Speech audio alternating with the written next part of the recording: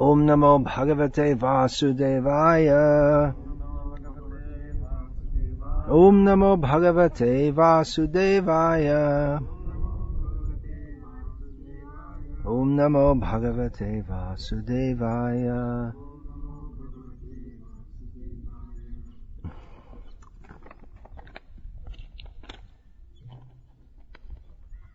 I'm going to speak on a subject I've spoken on several times previously.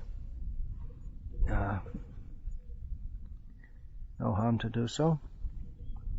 We find Srila Prabhupada often spoke on the same subject.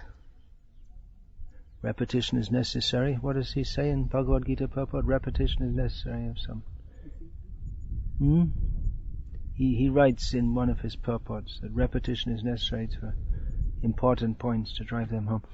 On your diary it says Zen Garden. And there's a silhouette of the Buddha according to Thai iconography. Do you know what Zen means? No. Zen apparently is it comes from the word dhyan, meditation. It's a Japanese rendition of it. Zen Buddhism arose in Buddhism was developed to the Buddhism. What to say? It's such a big topic. But much of Buddhism that's extant in the world today was developed in China after it came from India. And one school was when it went to Japan, it became called Zen Buddhism, and it's meditation, and it's weird. I mean, it's more weird than most Buddhism. They have what they call koans, which means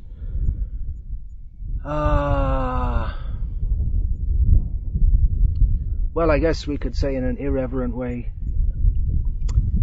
ridiculous sayings, which you're supposed to think about, and then it short circuits your thinking process, and then you get self-realization. The most famous one is to meditate on the sound of one hand clapping.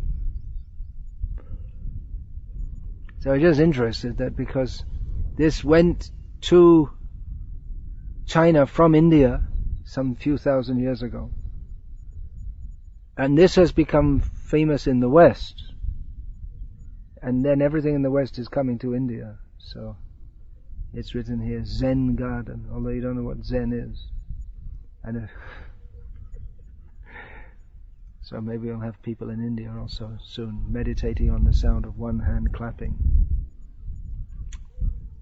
Anyway, that's not what I wanted to speak about, just as I happened to see your diary with Zen Garden written on it.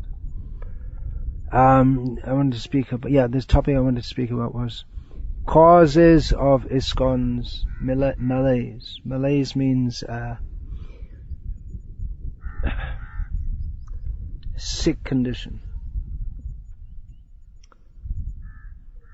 What are the causes? In Ayurveda, if there's a sickness, the cause has to be addressed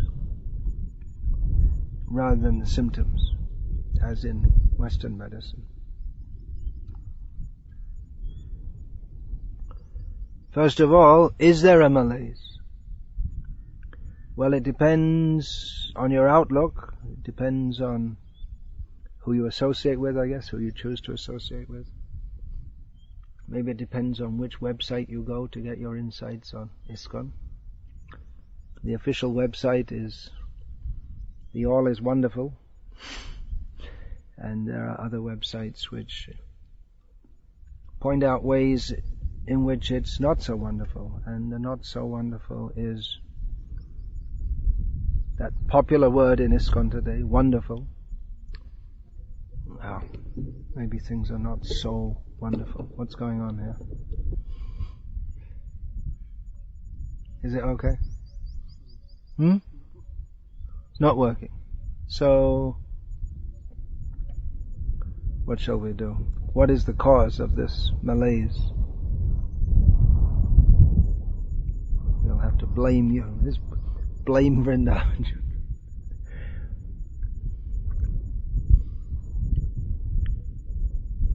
Anyway, I wouldn't be speaking on this if I wasn't convinced that there are serious problems. I spoke about that in several lectures. One of them was on the subject of ISKCON's cancer, in which I suggested that not believing what Prabhupada says or making Guru Mukha Padmavakya Chitete Korea Aikya Aranakari Homanayasha, not making the words of Srila Prabhupada one with our heart, considering Srila Prabhupada and his instructions in a relative way, that we are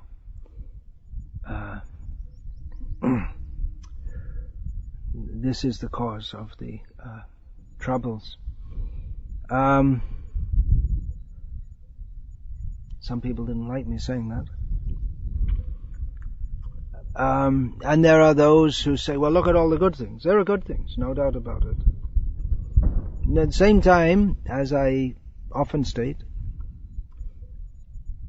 no one who knows about the situation of our movement in 1977, when Srila Prabhupada was present with us, and who knows about the state of it now, can deny that many things that are considered normal or even good in ISKCON today would, during Srila Prabhupada's personal presence and for some few years after that, have been considered deviations and clearly not what Srila Prabhupada wanted. I stated this on Srila Prabhupada's disappearance day in Vrindavan last year. The next morning, Godbrother asked me to give some examples. And I said, well, you got it right here. Just look, I just pointed toward the direction of the Gurukul building and said that this Srila Prabhupada started this Gurukul as an alternative to the slaughterhouse schools, and this school is still going on with the same name, Bhakti Vedanta Gurukul, but it's converted into a slaughterhouse school. The aim is not to make the prime aim is not to make devotees of Krishna. Actually, Srila Prabhupada he wanted to make preachers of Krishna consciousness. But it's to the prime educational goal is to prepare more idiots for the rat race, and maybe they'll chant Hare Krishna. In Sri Lanka, I was just there, and Vasudev told me that there are several graduates from the school that's been run there by devotees, but they're not devotees at all. They're Hindus. They don't have any particular interest in Krishna consciousness any more than the average Hindu. Other things, the propaganda that goes on for feeding the poor, building the nation, you've all heard these things before. We believe that to feed a hungry child is the best way to serve Lord Krishna. From ISKCON. So, what are the causes? Well, the causes should be known by the symptoms. The symptoms may also be causes. I'll get back to that later. Some people would say it's due to the guru system, but then there was the Ritvik-vadis who proposed this, who they started this whole midday meals nonsense. We're giving a backhanded compliment to the pundit on the hill by going along with this. It appeals to materialistic people.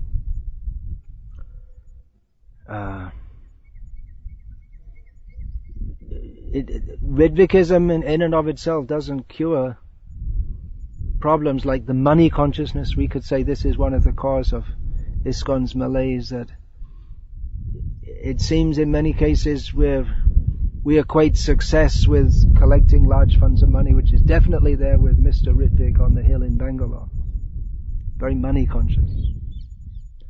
Not that money consciousness is bad if everything's used in the service of Krishna. But, well, it is bad. And money is to be used in the service of Krishna, but it shouldn't be money consciousness. It should be Krishna consciousness. And to think that having lots of money is the goal or the sign that our movement is successful is not Krishna consciousness. Some would say because of book changes. It's definitely an issue that Srila Prabhupada's books, especially Bhagavad Gita as it is, has been edited, especially as has many edits. It's definitely an issue because all the time, wherever I go, someone comes up to me and quizzes me about this. And my standard reply is that, well, pretty much everyone will agree that some change is needed because, for instance, the planet of the trees should not be immortalized. When Srila Prabhupada clearly didn't say that or mean that, and it's ridiculous. So definitely some things require to be changed. Should it remain forever because the original editors were inexperienced, unknowledgeable? Should it remain forever that purports are in the wrong places, wrong references are given, and so on? Sanskrit is left out. Some would say yes. Some say that, well, specifically Govinda Dasi said that Srila Prabhupada combed through the original manuscript with Hayagriva Prabhu, the editor. But clearly that's not true because Srila Prabhupada,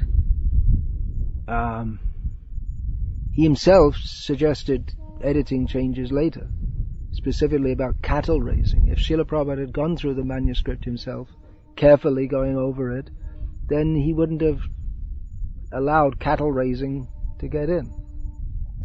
So, and apparently chronologically, that's incorrect also, because during the time that's stated when Hayagriva was supposed to be with Srila Prabhupada, he wasn't there at all. So, anyway, about book changes, it's a highly, you could say, inflammatory term. It gives the idea that the essence has been changed, although people are still becoming devotees by reading Bhagavad Gita as it is.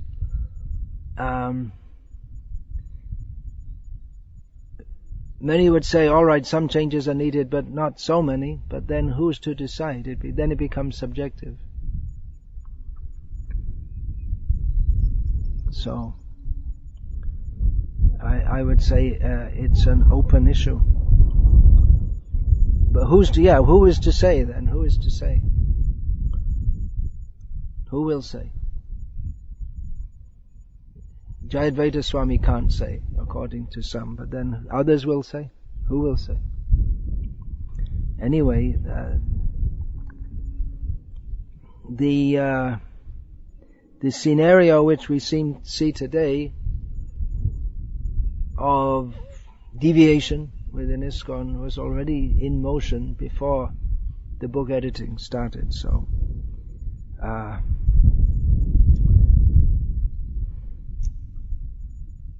that is seen by many as a major offense to Srila Prabhupada, but I really don't think it was done in that spirit at all of offense, or rather in a spirit of service. But like I say, it's an issue which is very much in many devotees' minds, and like Ritvikism, it's probably not going to go away. That doesn't mean it's right. Another possible cause, which we don't talk about or think about or discuss much, and again this could be a symptom as much as a cause, is deity offenses, because offenses to deities are very serious. But substandard deity worship has in many centers and in many homes of devotees become the norm. Worshipping deities with devotees who are not Brahmanically initiated, or even if they are Brahmanically initiated, they don't live as a Brahmana, reducing the number of offerings, or even from the very beginning, deities are installed without the standards that Srila Prabhupada, or they're not installed at all. There's worship going on with this so-called uninstalled deities.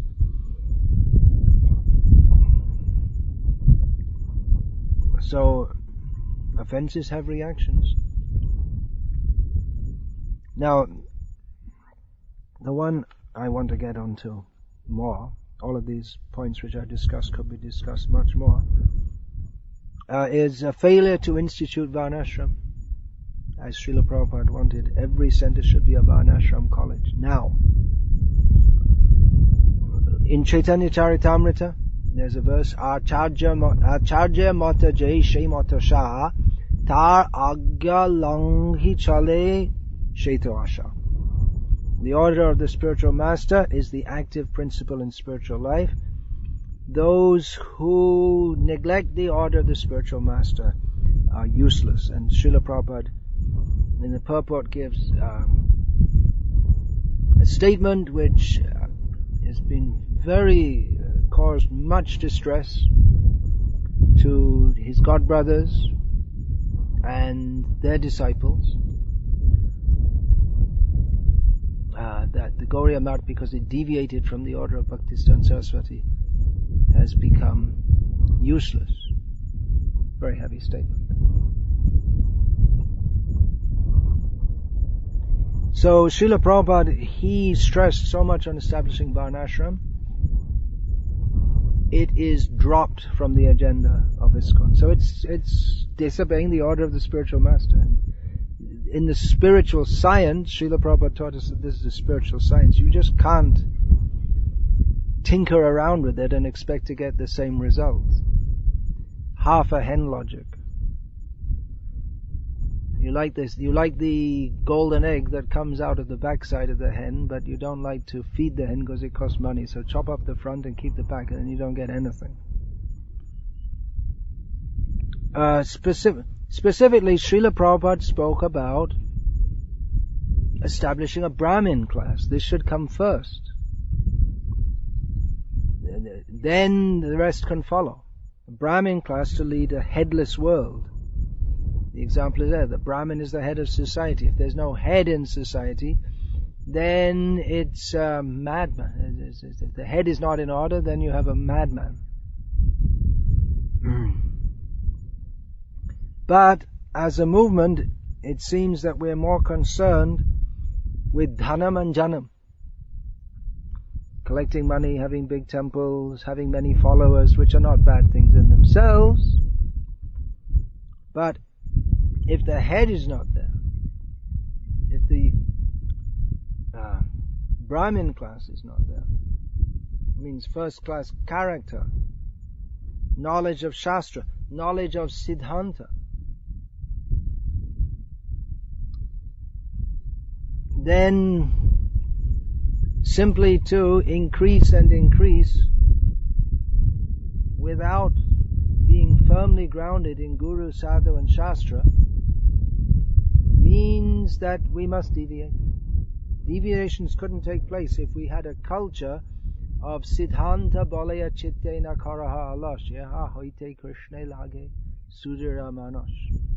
If we had a culture of being very much concerned with Siddhanta and not just making decisions based on what we think is pragmatism. Just like, for instance, the hot issue at the moment has been for the last few years probably, is of female Diksha gurus. But it's not an issue to be decided on the basis of popularism. Well, if we have female Diksha gurus, then in the West, where it's a very strong feministic ethos, we won't get criticized for not having women gurus. It's, of course, that's not argued, but it's said to be it's on the basis of Shastra and tradition, but to date, no one's done or any deep study of this on the basis of Shastra and tradition. It's actually not very much needed, because if we see Shastra, according to Kaunteya Das, it's so clear that women gurus should be there that there's no need to do it's a closed issue, he so arrogantly says. But clearly it's not a closed issue. No one's done the deep research into these matters. It means taking on issues of tremendous import. We don't even seem to have the idea that we should take time, study carefully. It's very much a mode of passion. We've got to make a decision. We've got to do it. We've got to do it one way or the other. Why? If you don't know, then just leave it. There's no pressing need to install female Diksha gurus. If you're not sure, then just leave it.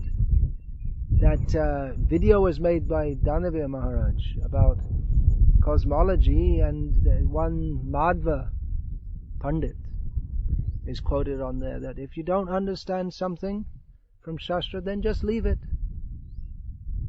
Someone will come in future. It may be not now, maybe after some few hundred years, someone will come and give the understanding. If you don't understand it, don't pretend that you understand it. Just leave it, that's all. So just say you don't understand. This idea that we have to understand everything, and we have to make decisions based on some understanding, one way or the other, even if we don't properly understand it. It's like the Kami world, where they just presume they know something without going very deeply into it. Just like the whole of the Kami way of thinking is based on Big Bang and evolutionary theory. But there are serious questions about this which they just don't want to deal with, because it's easier not to. But that's not the Brahminical approach. So without having a class of real Brahmins who lead by character also, that's also a very important point. Srila Prabhupada, he insisted many times that all of his disciples rise early, have Mangalarti, full program, follow the principles very strictly, but we don't emphasize that. And even many of our leaders, including GBCs, temple presidents, sannyasis, they won't be seen in Mangalarti. We don't know if they're chanting their rounds in some cases. So, if they themselves are not situated on the spiritual platform, then how can they be spiritual leaders? It's not just by making some rules and making some laws. I don't know is there anyone in our movement who looks up to the GBC as spiritual guides?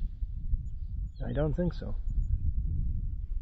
When you think of them, you think of them as a group of spiritual, maybe individually, some of them. Now this may be considered, and definitely will be considered by some as blasphemous.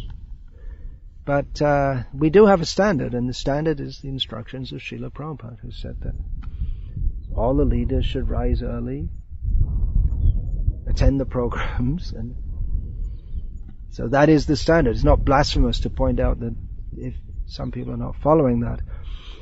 We've made no effort to institute a culture wherein learned devotees of high character are so respected that others look to them for guidance. That is the Brahminical culture. The Brahmins, in traditional Indian culture, Brahmins were so much looked up to because they were very learned, they were detached, and such persons should be looked to for advice and guidance. But In our movement, frankly speaking, such qualities are not particularly encouraged. And if someone is expert in organizing money collection, they are considered the best devotees, or the devotees who we should look to for leadership and guidance. Or if they have a PhD from a mundane university.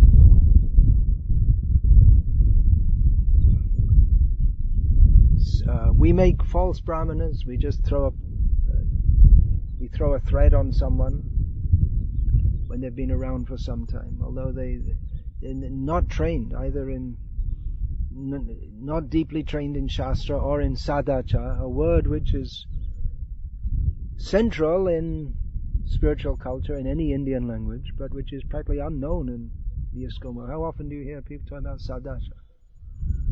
It's probably spoken about more in any average Mayavadi ashram than it is in our society.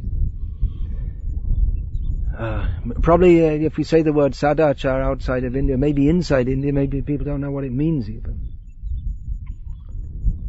It means proper behavior. That's good behavior.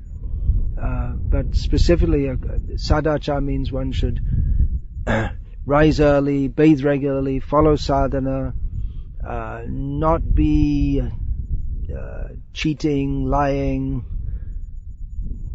following Shastra. The Shishtachara is the same meaning. The behavior of the senior, learned, respectable people. So at this point I'm talking about cause of ISKCON's Malaise, and I'm emphasizing this point that we haven't created Brahminical culture. We don't have an idea to create Brahmins, which Srila Prabhupada spoke about. There's this idea, well, if you're a Vaishnav, that's just it. But that Srila Prabhupada said we should have a class of Brahmins trained so that people automatically look up to them.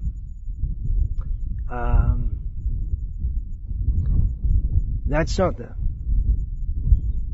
the idea that, well, every Vaishnav is automatically transcendental, which Srila Prabhupada, when in the famous Varnashram conversation, devotees brought this objection to Srila Prabhupada. Well, a Vaishnav is above a Brahmin, and Srila Prabhupada said, then why are they falling down if they're actually transcendental?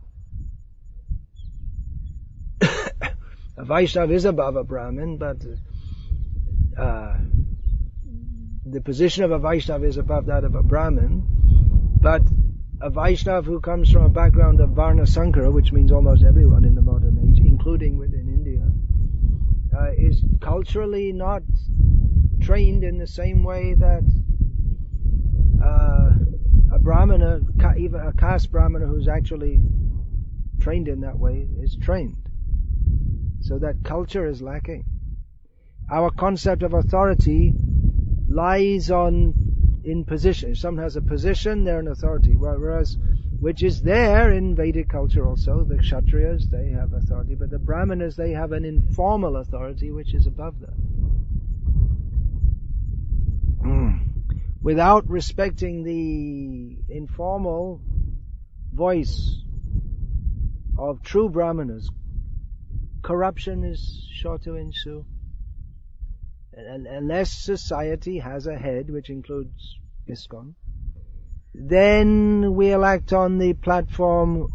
Without that pure guidance, then we'll act on the platform Kshatriya, perverse Kshatriya, might is right. Ever notice that within ISKCON?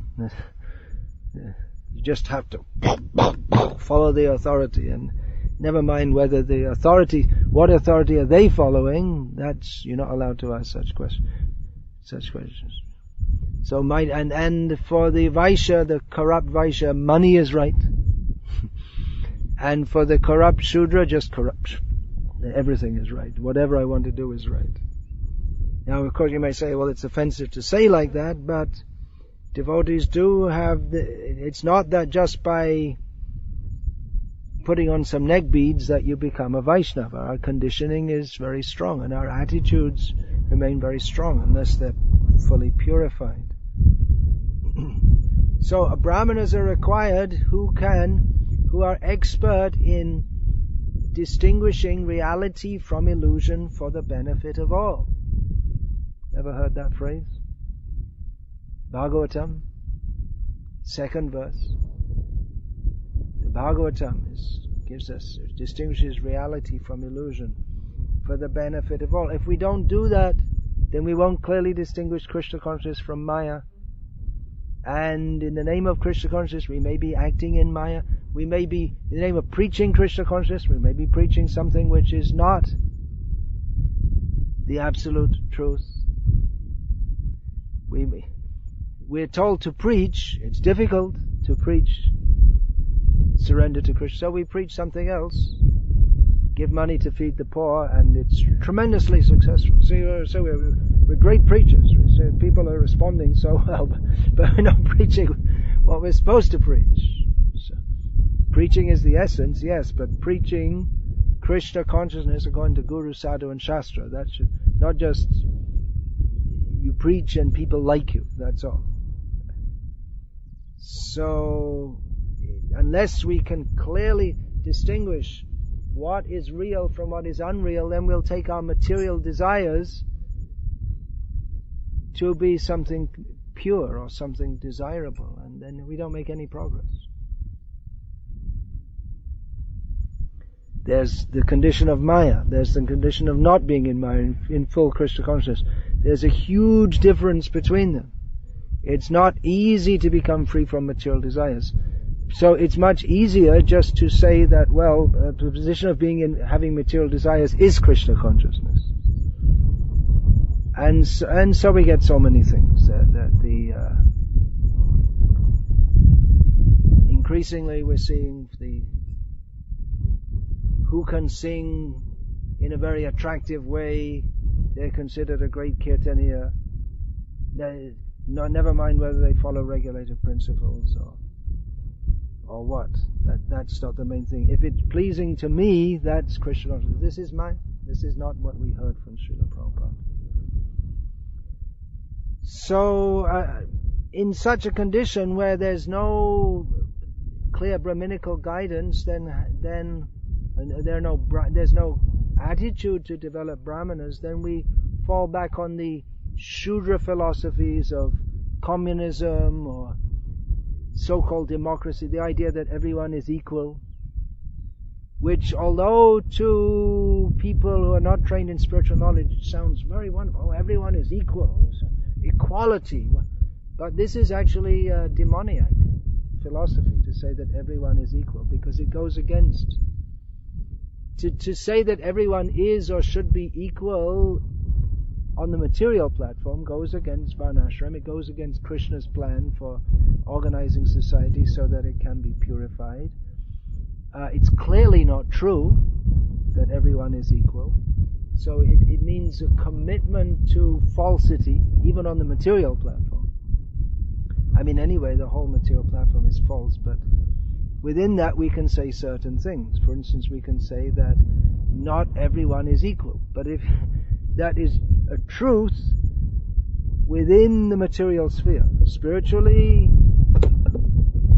there is more equality. But even then, it's not that everyone's all the same. So then we want to adopt, or instead of adopting Krishna's Varnashram system, we look at corporate management structures and all this kind of thing. And we move further and further away from Srila Prabhupada by neglecting his order, and it becomes impossible to establish Varnashram because there's no one to guide in selflessness and simplicity. It's understood. Kshatriyas, Vaishyas, Shudras, they have material, the mentality of Kshatriyas, Vaishyas and Shudras means that they have material attachments, but they're within the system so that they can dovetail that. The Brahmanas are supposed to be models of selflessness and simplicity. The Kshatriyas, they may live very opulently, but they have to be prepared to give their life, literally, to protect the citizens. The Vaishyas are very interested in economic development, but they have to give they have to give to the Kshatriyas, who then redistribute that wealth. They can't just keep all that for themselves. And the Shudras, they're told you have to serve the higher classes. You'll become purified by doing that. But without this is the Asura Varnashram, in which there's the system is there, Brahman, Kshatriya, Vaishya, Shudra, but the aim of Varnashram, which is to give everything to Krishna, is not clearly established, and so the system breaks down. It becomes exploitive. So unless there are simple, it means austere, detached, and learned brahmanas who others can look up to, then Varnashram can't be established. And instead of the selflessness which dharma, Varnashram dharma, worldly dharma, is meant to establish, and then that's at the societal level, and then ultimately Krishna consciousness means complete, not just selflessness, but giving oneself fully to Krishna. But selflessness can't be there unless there are Brahmins to lead Varnashram. The Shudra is selfless. He's very interested in sense gratification, but he has to surrender himself to his master.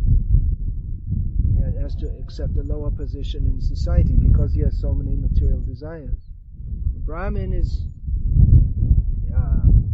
distinguished from others by his non-interest in material acquisition of name, fame, glory, position. A Brahmin, he doesn't cultivate these desires. Srila Prabhupada often gave the example of Chanakya Pandit. He was ruling the whole kingdom, but he just lived in a very simple hut. And Brahmins will do that, so that they won't be compromised. They won't take payment. Brahmana cannot take payment. Otherwise he becomes Shvavriti, he adopts the profession of a dog, in which then he becomes obliged to whoever pays him.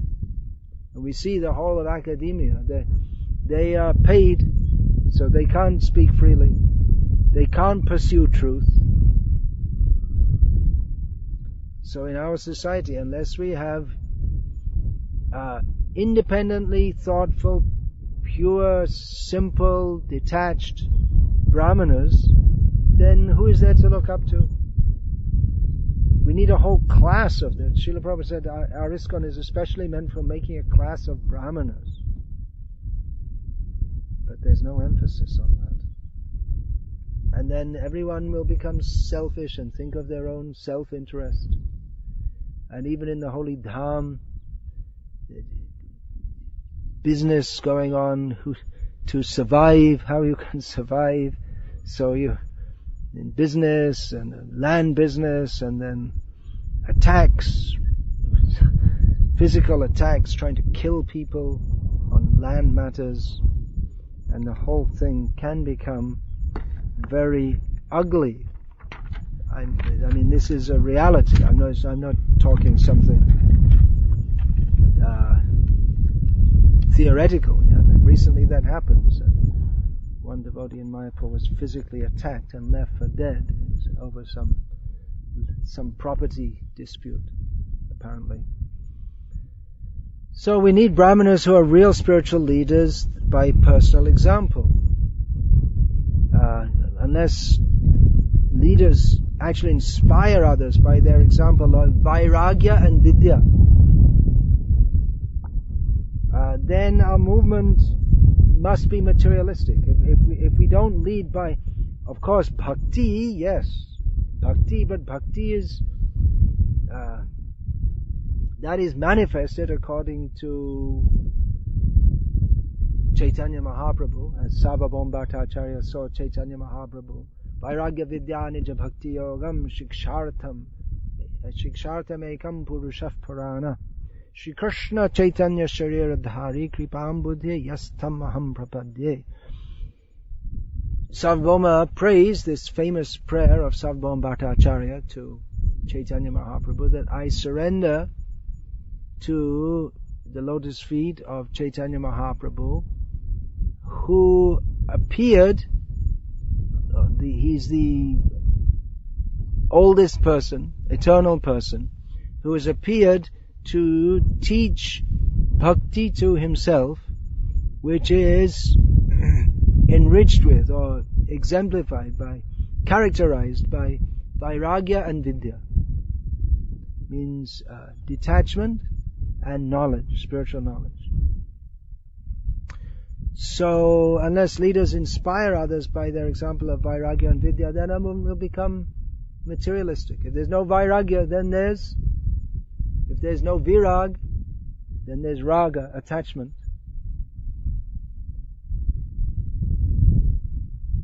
So unless we stress these things, then our movement must become materialistic and more concerned with external achievements rather than internal achievements.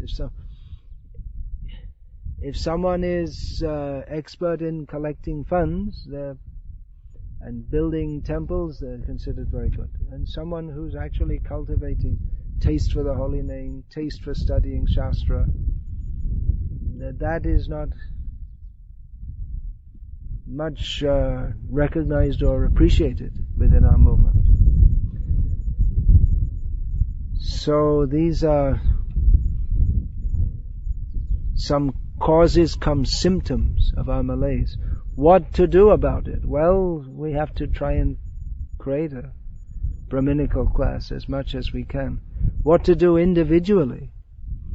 How to survive in Krishna consciousness amid all of this? Well, our strength will be our faith in Srila Prabhupada and his instructions and following that. We others may not follow, but we should.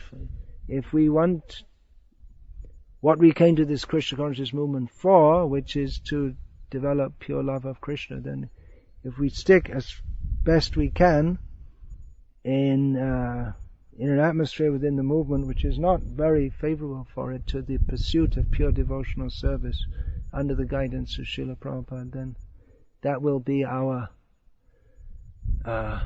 strength for going on. But we should see these things and understand these things and maybe stand a little apart from the way the movement is going on in general. Stand a little apart and try to follow what Srila Prabhupada says without introducing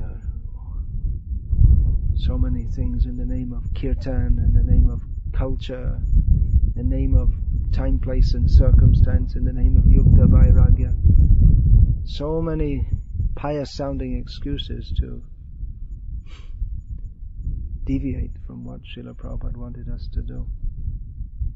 So, Hare Krishna. Nothing new for most of you, I guess.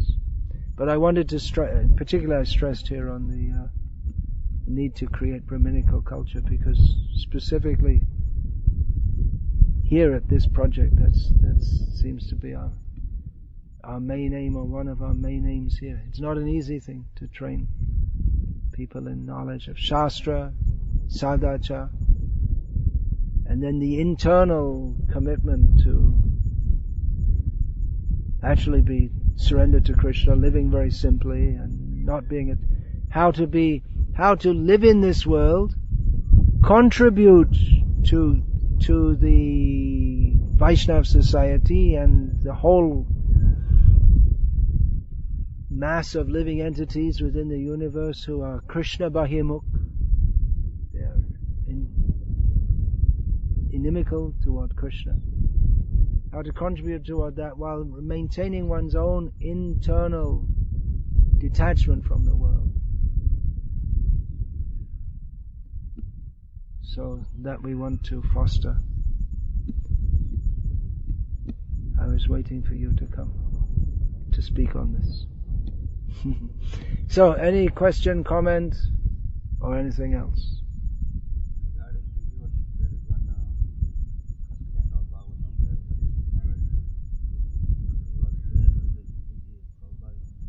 Playing with the deities, yeah.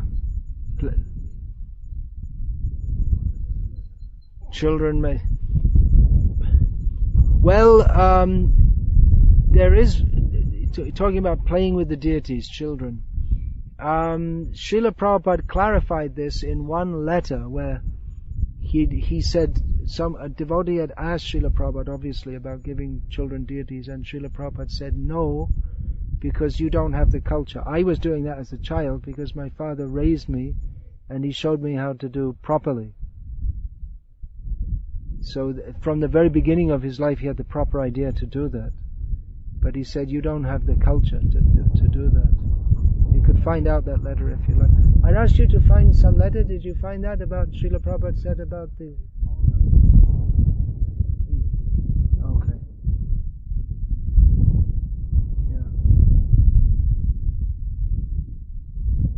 Yeah. That when we were going through your files yesterday, we came across a letter from Srila Prabhupada which said members of the Krishna conscious movement can take a stone from Govardhan and worship.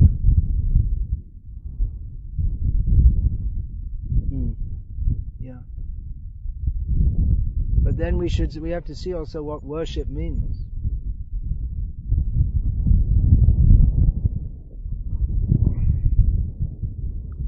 One should be living a pure lifestyle.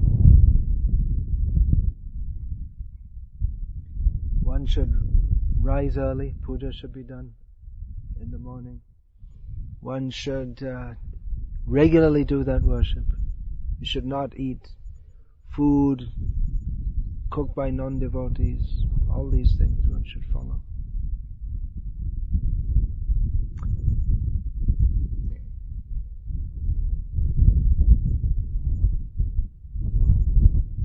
So, Hare Krishna. Srila Prabhupada ki jai. Srila Prabhupada's ISKCON ki jai. You want to ask a question? Okay, go ahead.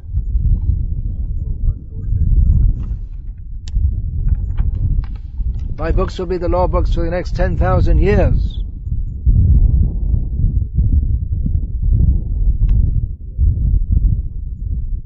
In less than 50 years, we see that most of us are not following him.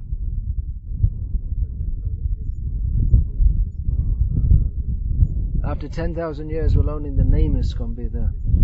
Well, Srila Prabhupada did say that this movement will remain as long as the devotees remain sincere. Do you remember that quote? This movement will go on. As long as the leaders, I believe, he said. Sincerely stick to the regulated principles. Prabhupada stressed this so many times.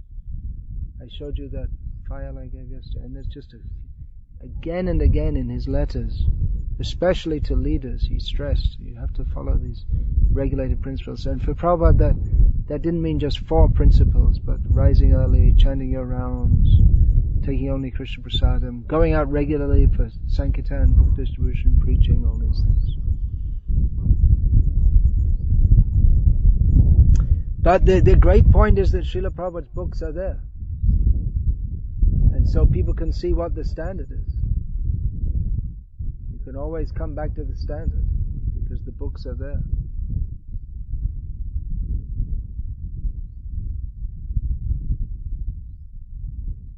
Book changes issue. But in the books, no one's changing the books to say that you should eat meat, drink wine. The same message is there. Some may say that by inserting or leaving out a comma, the message is subtly changed. That's possible in English language, and probably in most languages which use commas and all this kind of thing. But yeah, anyway, that's another whole topic. The planet of the tree shouldn't stay. Other things should stay, I would say, but who's to decide?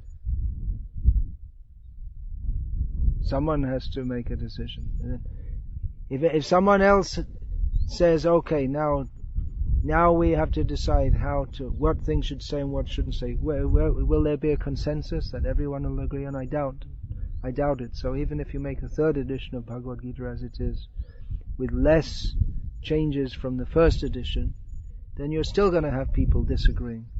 Some will say, no, it's still changed too much, and others will say, no, it's not changed enough. And there's no end to it. it's an impossible situation, because if you change it, someone will protest, and if you don't change it, someone will protest. I would protest if the planet of the trees was immortalized.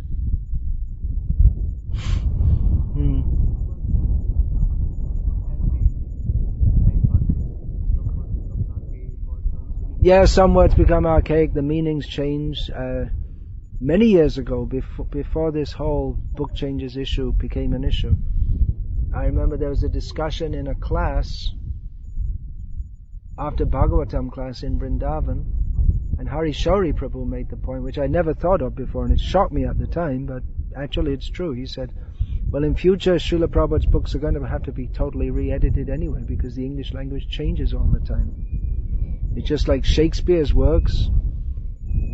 If you could, anyway, there are no original manuscripts of Shakespeare's works, but if you wanted to read them in the Elizabethan English, no one would understand. And the further if you go back just a few hundred years more to Chaucer's Canterbury Tales, unless you study and take a degree in medieval English, you wouldn't have a clue what it's all about.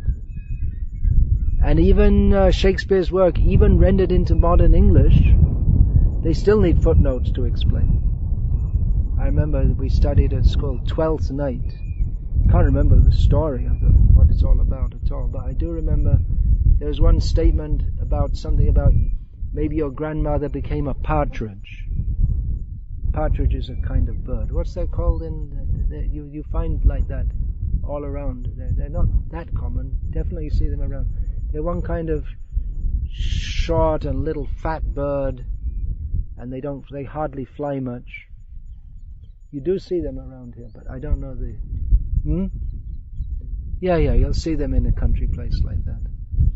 And in England, people used to like to eat them, but now there are plenty of chickens, so they don't bother.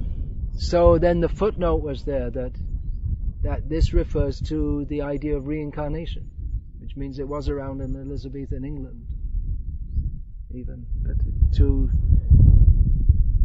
it's not part of the general British culture, so you need a footnote to explain it.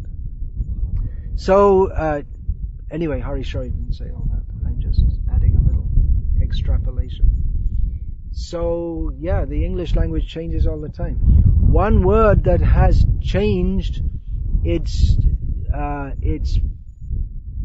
prominent meaning since Srila Prabhupada left is the word gay, which used to be used as an adjective.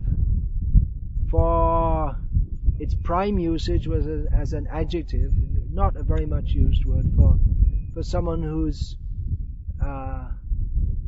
or someone or some manner which is happy, carefree. Now the prime usage is as a noun, meaning a male homosexual. So that's so one word which has very much changed, and gradually we'll see that more and more. Even Srila Prabhupada, his use of English was unusual in some ways. For instance, his use of the word envy is the way he used the word envy is archaic way of using it. Envy in modern English means more like jealousy, whereas Srila Prabhupada used it as a translation of dvesh, which means a bad feeling toward others. Jealousy is a part of dvesh, but it's not a synonym for dvesh. It means to be. It's a specific type of bad feeling when you see that someone has got something or some quality which you don't have, and you dislike them because of that, because you would like to have the quality more than them. So you're jealous because someone is wealthy. You think badly of them. So there's an example. So again, this needs Brahminical consideration. These these are topics which it's not so easy where you just, like some general knowledge quiz. What is the capital of the Ivory Coast? General knowledge quiz. What's the answer? First question might be, what is the Ivory Coast? It's a country of sorts in West Africa. What's the answer? You don't know. But anyway, Ibadan, I think, something like that. Where it's just either you have the answer, either it's right or it's wrong. If you say the capital of the Ivory Coast is Hyderabad, it's wrong. It's incorrect. If you get the right answer, it's right. But many issues it's not just such an easy matter. Should the books be changed or not? Yes. No. Take a vote. It's not so simple. It's nuanced matters. They require Brahminical dispassion, which means virag, dispassion. Virag is practically a direct translation. Brahminical dispassion, but but that doesn't mean there's not concern. But one is not attached to promoting one's own particular vision just because I have to be right. I must be right because that's what I think. I'm me. I must be right because I'm so great. But a willingness to look, as Srila Prabhupada often said, to look at issues from various angles of vision. Try and understand it.